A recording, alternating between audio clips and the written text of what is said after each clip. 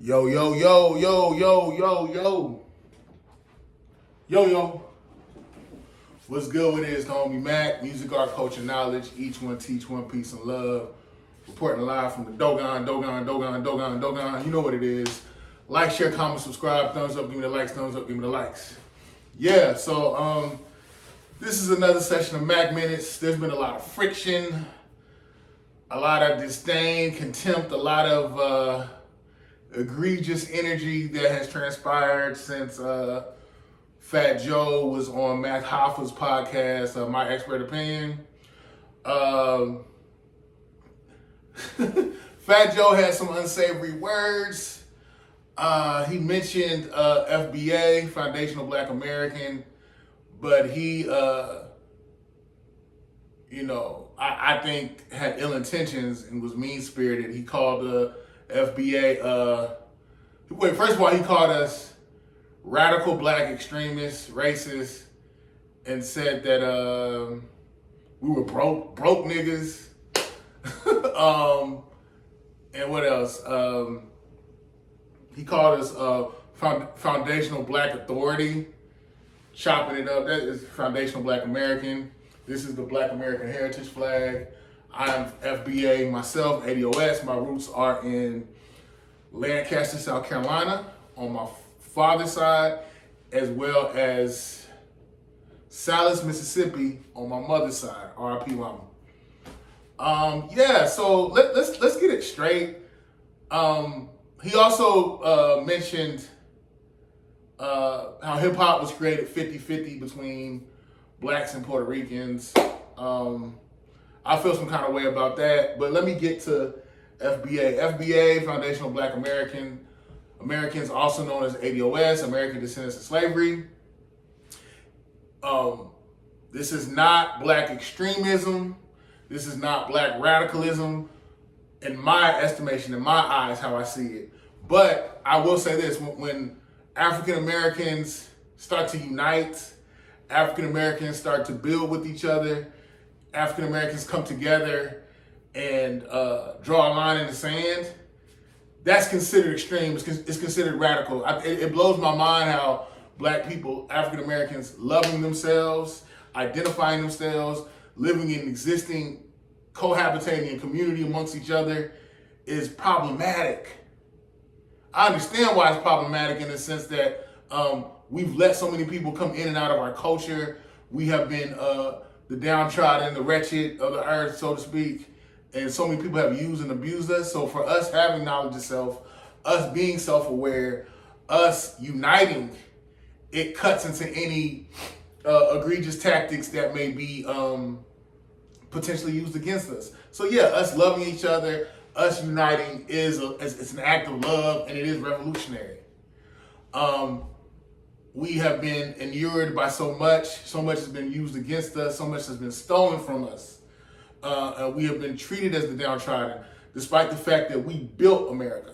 See this flag? We built America. From the transatlantic slave trade, when we made Cotton King, the labor of our ancestors created America, made America into a global economic superpower. Understand that. FBA, this whole ADOS FBA movement is nothing more than lineage. There is no leader. I understand Tariq Nasheed made a flag. I understand you have Yvette, you have Tone, and you have Yvette. They have the ADOS movement. I respect both sides of the coin. It's the same coin. It's a social justice movement. It speaks to lineage. Specifically, when I say social justice, I'm speaking in context of reparations. A lot of people don't realize when slavery ended in 1865 and you had the 13th Amendment, which abolished slavery, there were slave owners that got reparations, that got land grants. They got their justice, so to speak. But yet and still, the people who incurred the peculiar institution that was called, that endured slavery, got nothing. Understand? Like even when we speak to reparations, it doesn't just stop at slavery. Let's keep it a buck. Right after during Reconstruction, so this is like 1865, you had the Black Code laws, you had vagrancy laws, you had Jim Crow era. So basically, black people were economically cut out. It didn't just stop with slavery. It just amalgamated and morphed into a new form of oppression. It was more systemic. We couldn't vote. And when we could vote, there were different tactics used against us to thwart our vote or to dissuade us from voting or trick us into not voting. Different policies were created. You had the vagrancy laws. Basically, if you were a black man and you did not have a job, you by law could go to jail. And they would make a proposition to you. Either you go to jail or you work for Billy Joe down the street for free. What are you gonna do? What are you gonna choose? I mean, it's essentially slavery, convict leasing on both ends, you know. And then you had these things that were called what were they called? They were called covenants. Basically, you had white people who had businesses. They collectively would get together and say, look, if any of you guys give a bank loan, give a mortgage loan, you give any type of business or way for black people to become self-determined economically, you will be cut off from our circle. So what do I mean by that? Basically, if I'm a realtor, if I'm a white realtor and I'm in my circle of white friends, they would excommunicate me if I sold to black people. So what happens? It's a domino casualty. It's a ripple effect. So basically, you have this whole block of people who are not allowed to get loans, who are not allowed to get housing, and they are economically cut off. Understand that. Like, that's heavy. Black people, African Americans specifically, FBA, ADOS, we have been playing catch up for over 400 years. So when you have people like Slim Thug saying dumb shit like we just need to get over stuff and that we need to stop blaming white people, no, we're just still dealing with the reverberations of policies that were created hundreds of years ago. Okay, we're still playing catch up. We've been running this race with our arm tied behind our back, blindfolded, and with no shoes on. We've been running this race and we're still playing catch up for generations. We are still playing catch up. Okay, so let's get back to the hip hop thing.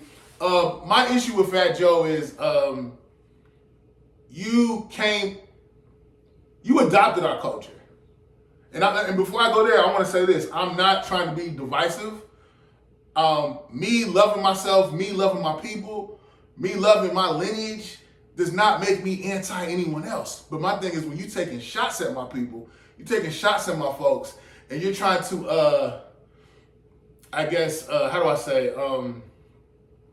take a derogatory stance and try to debase or belittle the things that my people have created, yeah, I'm at your throat. I'm at your neck. I'm at you ASAP Rocky. So yeah, that's my issue. Big Pun even said himself, he made the song, what was it? I'm Not a Player, and at the end of it, they say Boricua, Morena, Boricua, Morena. Big Pun even said it himself, like, y'all accepted us into your culture. The Boricua Morena that he chanted at the end of that song, he said that was homage to African Americans. Thank you for letting us in your culture. Okay? If I let you into something, you didn't create it with me 50-50. Let's keep it a buck. And my thing is, salute to the B-boys and B-girls, the breakdancers that were of Puerto Rican descent, Crazy Legs. Too many to mention. Puerto Ricans contributed a lot to hip-hop culture, but they did not create it. I think it's like Lord Jamar said, if you look at the DNA of hip-hop culture, it is a byproduct of other forms of FBA music. The blues, the jazz, the blues, jazz, R&B from the 60s and 70s. All that is a byproduct. Hip-hop is a byproduct. Hip-hop is the brainchild of all that. Hip-hop is a byproduct of all that. One of my OGs took me to the side and he put me on to Rufus Thomas, who made a song called The Breakdown. When I listened to it, Rufus Thomas, his cadence, the way he spoke, his flow, even his showmanship, that's hip hop. More specifically, I see it in Southern hip hop. I saw some of it in the East Coast, when hip hop was fomented. So like in the 70s, Cold Crush, Sugar Hill. I can see elements of Rufus Thomas and what they did. Okay, so again, this is FBA music. Y'all can't take this from us. I understand you had Kool Herc. I'll say this, Kool Herc, and I believe he's Jamaican. Shout out to DJ Kool Herc. I would say he was the first person to bring all the elements of hip hop together. You know, b-boying, breakdancing, what's the same thing? MCing, DJing, the whole party aspect, Sedgwick and Cedar. He brought all those elements together through his genius as a DJ. Okay, so I'm not saying that there weren't people that weren't of African American descent that contributed. Yes, there were, but they didn't create it. And you even have Grandmaster Flash. Grandmaster Flash, I believe, is from Barbados. Grandmaster Flash is a stalwart, a icon in hip hop culture. Okay, he's not FBA, but I acknowledge and love him for what he did and his contributions to hip hop culture. Can't take that away. And I understand at the end of the day that we are all black people. I get it. But my thing is, you know, as a byproduct of white supremacy, we've taken shots at each other. It's like they took us in a corner throughout the diaspora and said, you know, don't mess with the Jamaicans. Don't mess with those African Americans. Don't mess with the Caribbeans. Don't mess with the Africans over there. So I understand it's divide and conquer. It's some real Willie Lynch shit going on. Okay? And I'm not trying to participate in that. All I'm saying is, as FBA, ADOS, African Americans, give us our just due. Don't try to debase us. You know, don't look over us. Don't take this away from us. The things that we've created are genius. Okay, you can't just piss on that. You can't piss on us. I'm sorry. No, I'm not sorry. You can't. Yeah. So with back to Fat Joe, it's like, bruh, there is no leader of FBA. This is a lineage claim. This is a social justice claim specifically for reparations. We deserve reparations. We're not anti anybody else. We're just saying from the civil rights movement, the things that we've incurred in America, we open up the doors for y'all to come here and do things, okay? And I understand Stokely Carmichael was Trinidadian. He did a lot of amazing things, okay? I acknowledge that. I acknowledge the things that non-FBA people have contributed to American culture, to American culture, okay? I'm not saying we did it by ourselves, but we opened the door from the civil rights era, Martin Luther King, Malcolm X, Elijah Muhammad.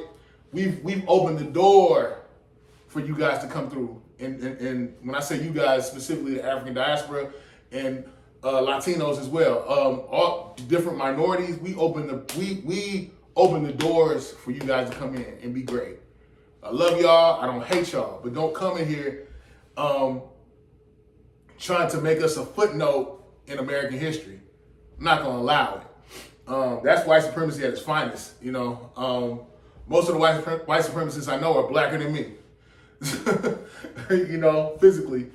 So yeah, like you look at and I'm hearing people who, and I know I'm bouncing around a lot. I'm really passionate about this, but then I'm meeting people who are Latinos and they claim to be God body, and you saying that African Americans don't have a culture. 5% nation, the nation of gods and earth, that is FBA culture. The father was FBA. He's from Virginia. Okay? Clarence 13X, the father.